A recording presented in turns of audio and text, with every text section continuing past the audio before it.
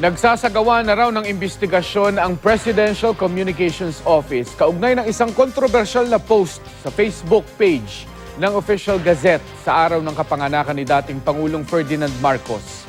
Ang Official Gazette, ang official journal ng Republika ng Pilipinas, pinuna ng netizens ang unang post ng Official Gazette kung saan nakalagay sa caption ang katagang "To avoid bloodshed", kaugnay ng pagbaba sa pwesto ni Marcos noong 1986. Sabi ng netizens, tila binabago raw ang nakatala sa kasaysayan. Kalaunan, tinanggal ng Official Gazette ang naturang kataga hanggang sa binura na ng tuluyan ang buong post.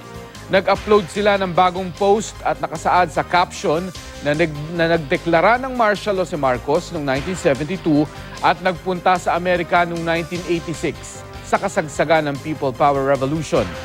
Sabi ni Presidential Communications Secretary Martin Andanar, pina-edit raw niya agad kay PCO Assistant Secretary Ramon Cualoping III ang post nang malaman niya tungkol dito. Hindi raw niya kukonsintihin ang anumang pagbabago sa kasaysayan. Humingi naman ng tawad si Assistant Secretary Cualoping na nagbigay raw ng go signal sa pag-upload ng naturang post. Nangako siyang magiging mas maingat sila.